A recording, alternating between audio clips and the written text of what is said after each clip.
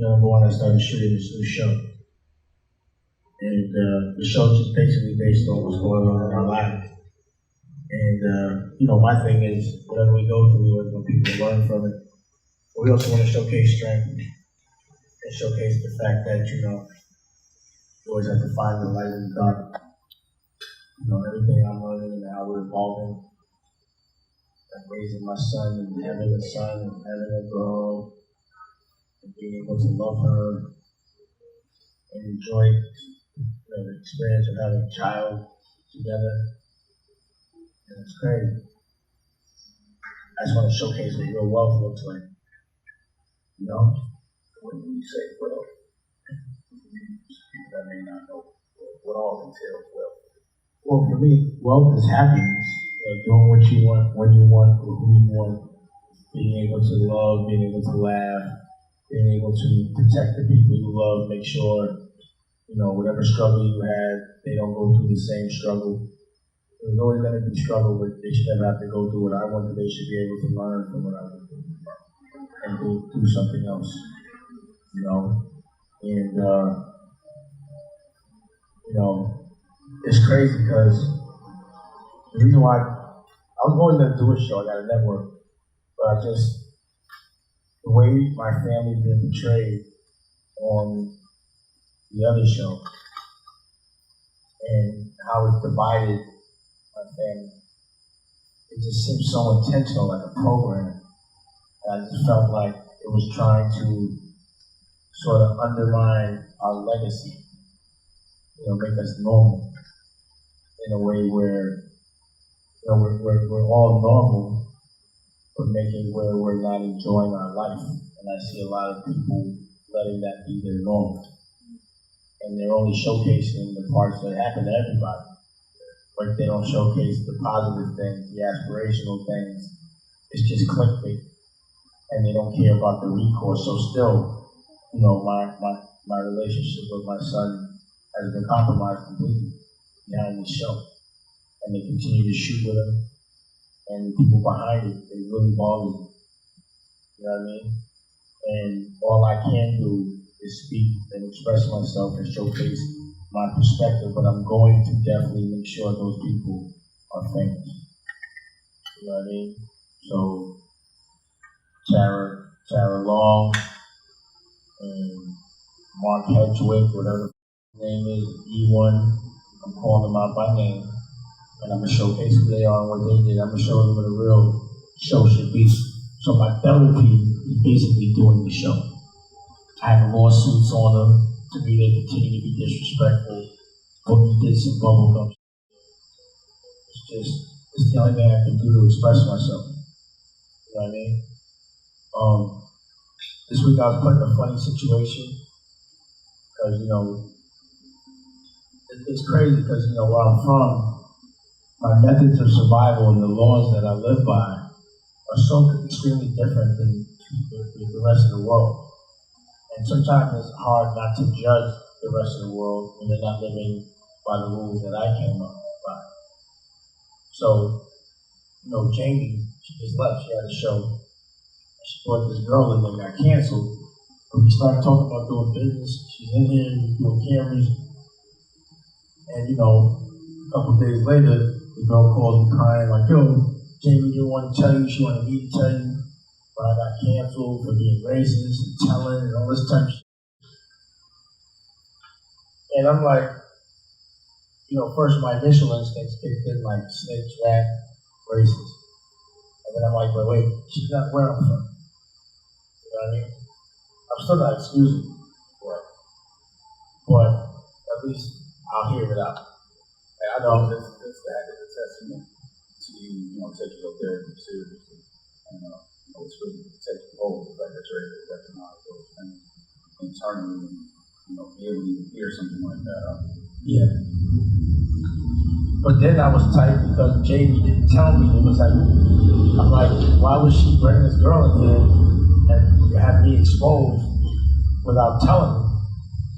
And it's like, so then I had to also remember that Jamie don't know no better. And have that conversation about my boundaries. Like, I don't care what you think. you're responsible for where you bringing it. I don't have to talk to someone that I would never speak to in the first place. I don't want to hear nobody that told on somebody's voice telling me something that I gotta like look at them as a human. Black or white, I don't know them. It's easier to leave them in our rear. You know, she didn't tell the police.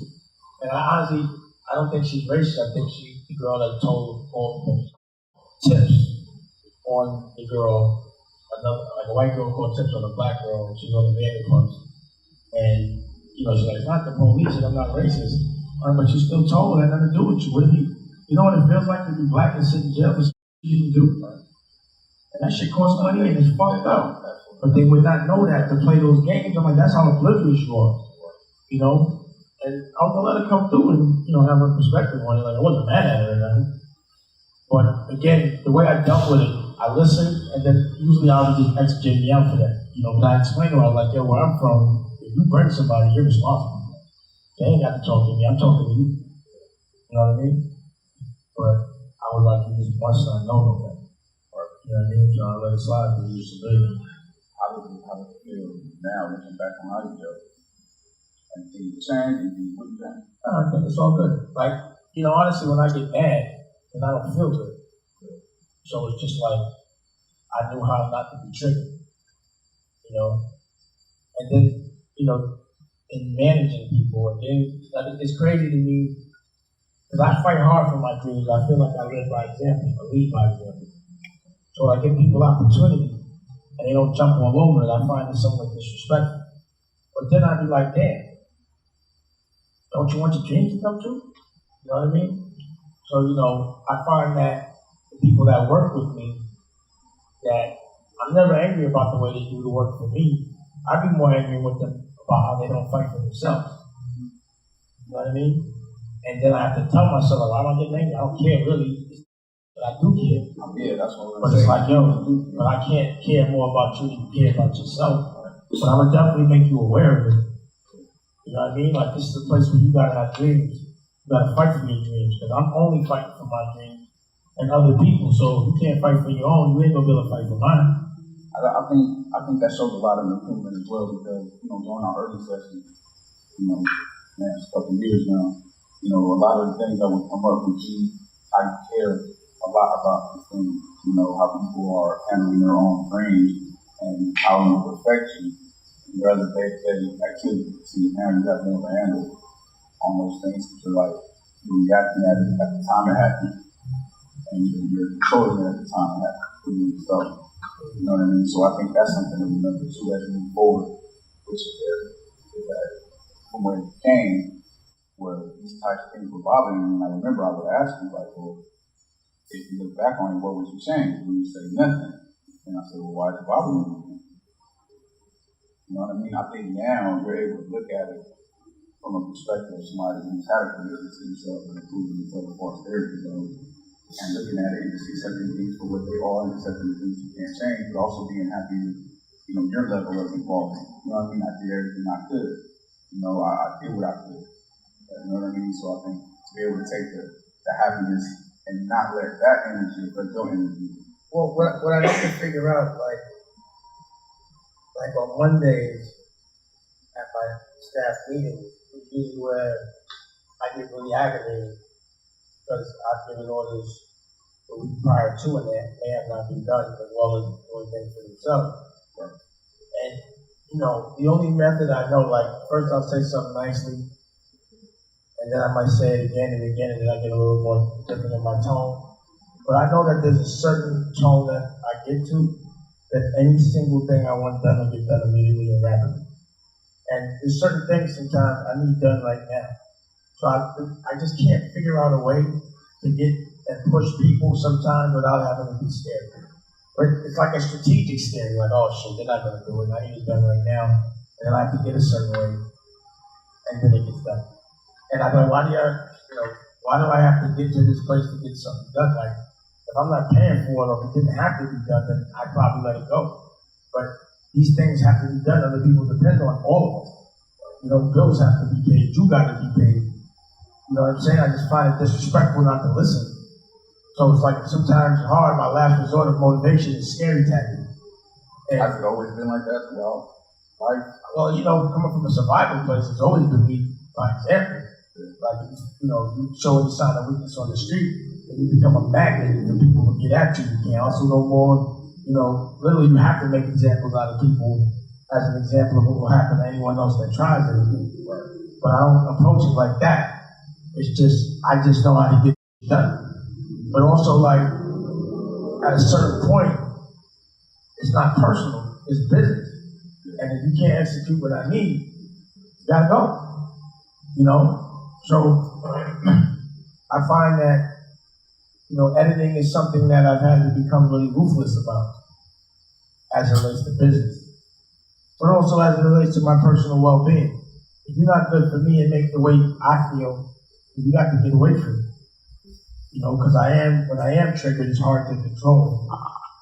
You know what I mean? Especially when someone like, it's crazy because I've been very clear sometimes. I tell people, yo, you're triggering. Stop. And you would think because I know I'm triggered, I would know how to stop. And when I'm triggered, I feel like it takes a minute. But if you keep triggering, I get mad because I know you're doing it on purpose. It's something that can be solved during initial discussions when you meet these people. It's not about the meeting. It's about, like, if you're not doing what I asked you to do or what I'm paying you to do, or you're not actually doing what I need you to do to get to your own dreams, or what you need to do for yourself, then it's a different tone. You know, it's like, if I'm on the block hustling, I'm doing something illegal, and I see the police, I might tell my homies, yo, 5-0. And if they don't listen, I'm gonna be like, 5-0! You know, or, yo, there's a train coming, you might want to get off the tracks. But you're not listening, I'm gonna be like, don't get the off the tracks. You know, so sometimes I'm like, maybe I should start from get the off the tracks, so I don't have to feel disrespected. Because I feel like a lot of people, they're just unconscious. Like, why would somebody want to put themselves in a position knowing they got to do something and there's going to be accountability for it? Why would they not do it? You know what I'm saying? Why? I mean, there's no way to go into somebody else's mind and figure out why. The only, again, this is similar to those other situations we're talking about. The only thing that you can really control is how you respond to things. So it's like, when we play these situations, you know, we got to look at it from all angles. Say, all right, well, is there anything else I can do to avoid coming here? You know what I mean? Whether it's, like I said, maybe an application process and explain, like, look, I'm very critical about getting things done. You know, the first time I did it, the first time I showed it. You know what I mean? Maybe it's something to be more communicative at that level. You know what I mean? Because you can't control them per se, but you can control your actions. So in doing it that way, nobody can say like you didn't never say anything or that you make them aware that you were like. I feel like I do that. I'm very clear about my boundaries and the future of what's going to happen if things don't get done a certain way. You know, but at the end of the day, they don't there. That's all I learned. You know, I have a healthy baby. You know where we came from to get to that place. Yeah? And really, there's nothing that's going to bother me unless it's like, you know, death in jail or being sick. It's just weird because it's the first time I've been able to raise my child. And I'm looking at the relationships I have with my other children. I'm like, damn, how things would be so different if I could have got that time. You know?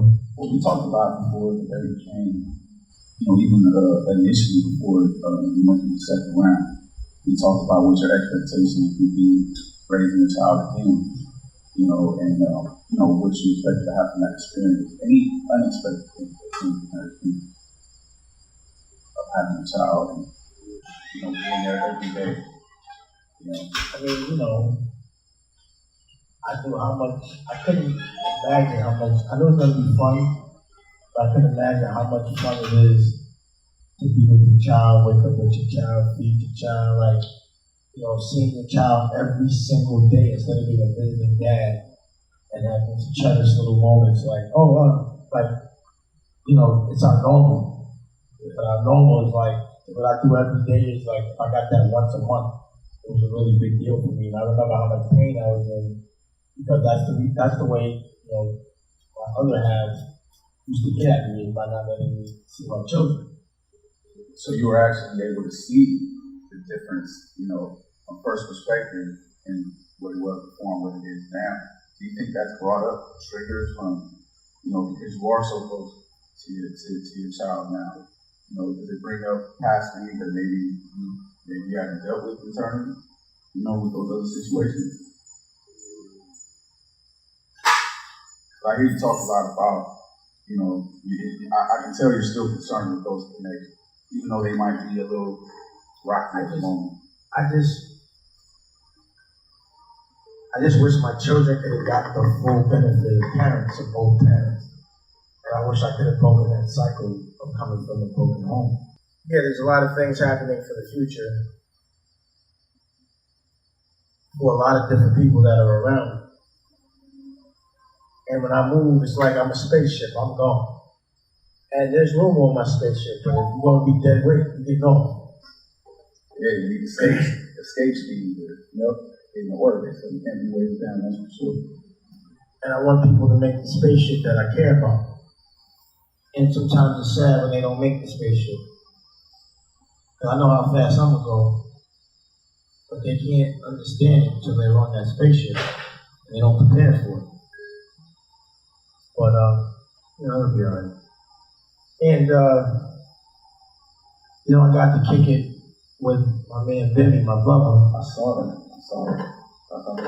Yeah, it was crazy. Real street dude. And, used to be helping other people behind the camera, not even in front of the camera. And it's interesting to see him at that, and that I'm like celebrating it. I'm happy. So, he came through, everybody had his little, publicists, photographers, and everything that comes with it. But still, because we're brothers, like, dang, I know this is a safe place for guys like that. And they come here with me. I want to take mushrooms. I never took mushrooms. After I took mushrooms, it was just a lot of fun. I got to capture that moment. And, I can't wait to see the footage. But it's crazy how happy I get when I see my real friends finally get what they deserve. Yeah, that means they're happy about seeing other people happy. Always. That's nothing I would ever change. Yeah. And it's funny how a lot of people around just can't understand that kind of brotherhood. Understand the rules. And that's also another thing that I'm always dealing with is, culturally people are different. They do different things to survive. And as you see, I always have an assortment and a mix of people around me. But a lot of them sometimes, because again, they're not from that struggle, that jungle, they don't know the rules of living. It's just a lot of you just don't get it. Well, but not being mad at it, just be like, you just don't get it.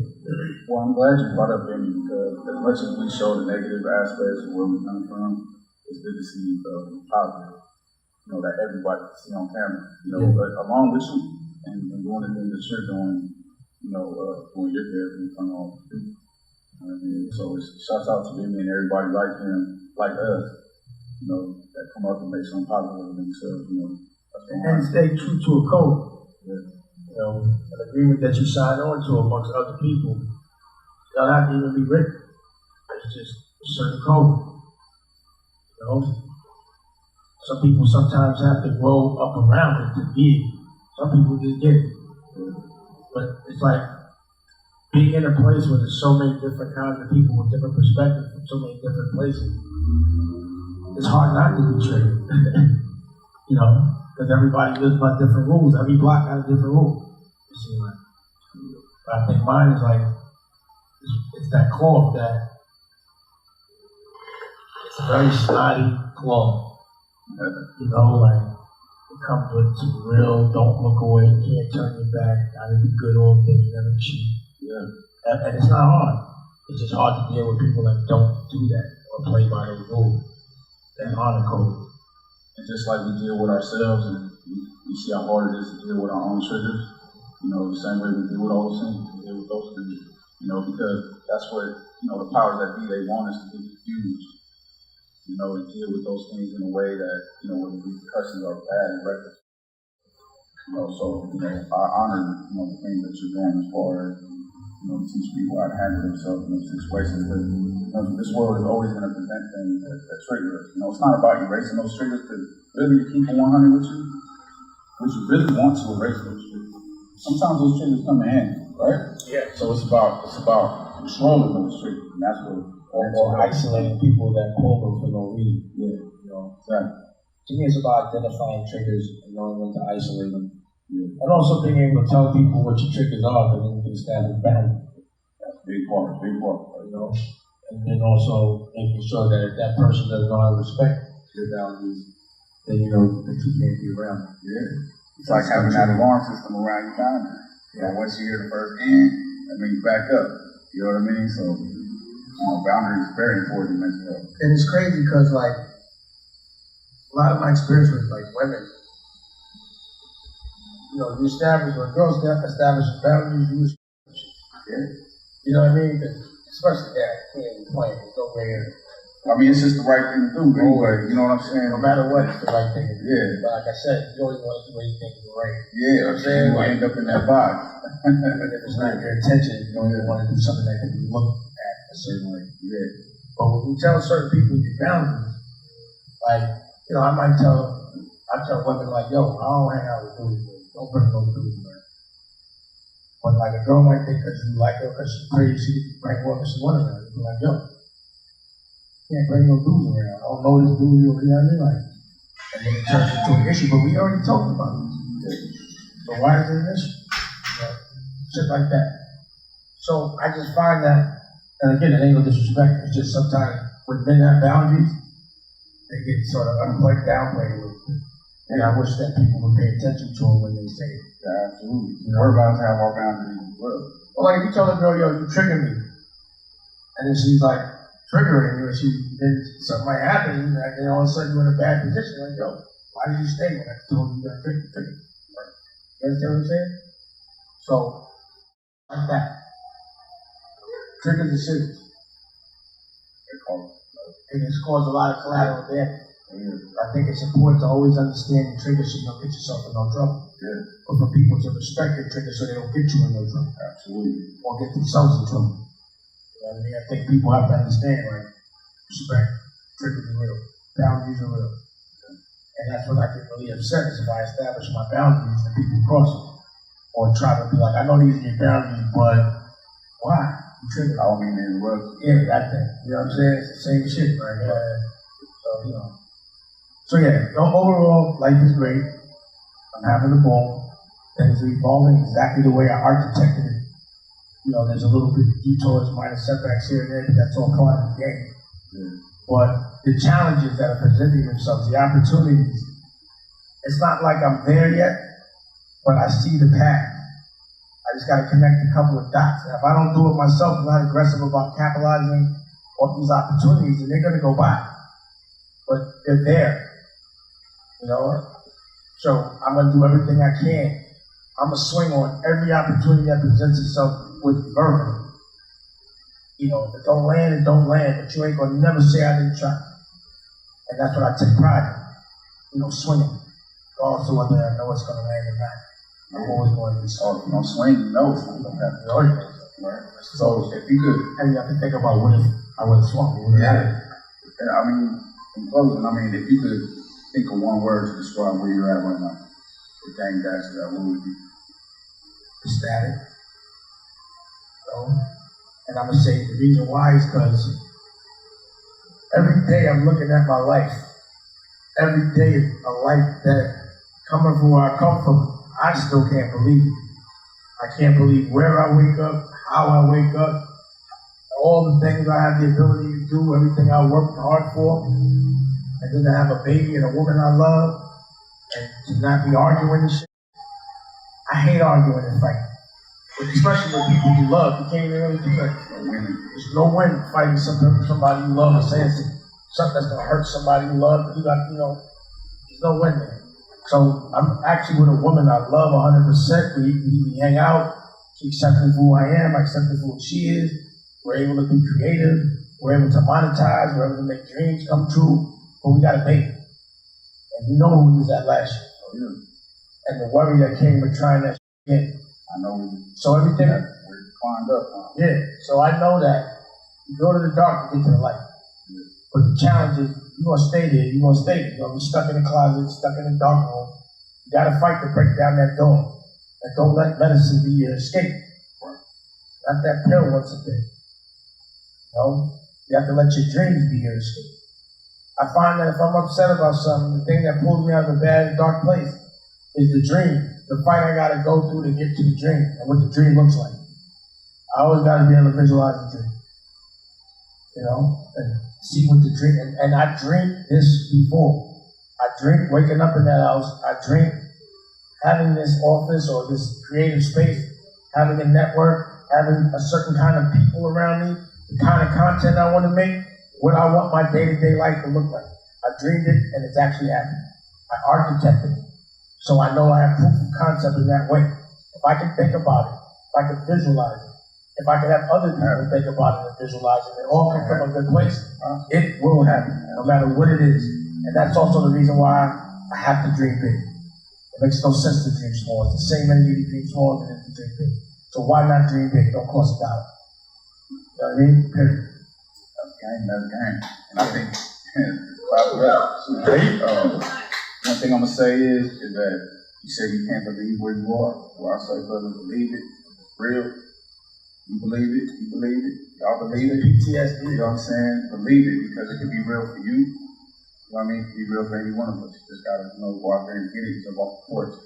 You know what I mean? So, but you know, it's hard when you're going through a lot of shit, when things are going good, not to slightly worry about like it's too good right now. And then you have to, but I always tell myself, I'm supposed to think like that. I've been through some bullshit. You know what I mean? So then I let it go. and life gonna do what it do. It's gonna do what it do. Stay ready. Absolutely. Yeah. All right, so I appreciate you all times. Look forward to hearing these gangsters your show. If you want another amazing video with the one and only Dame Dash, check it out right there next to me. I think you'll enjoy it. Continue to believe, and I'll see you there.